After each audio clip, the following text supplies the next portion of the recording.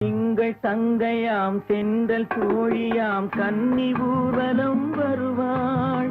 திங்கள் தங்கையாம் தென்றல் தோழியாம் கன்னி ஊர்வலம் வருவாள். அவள் உன்னை கண்டு உயிர் காதல் கொண்டு தன் உள்ளம் தன்னை தருவாள்.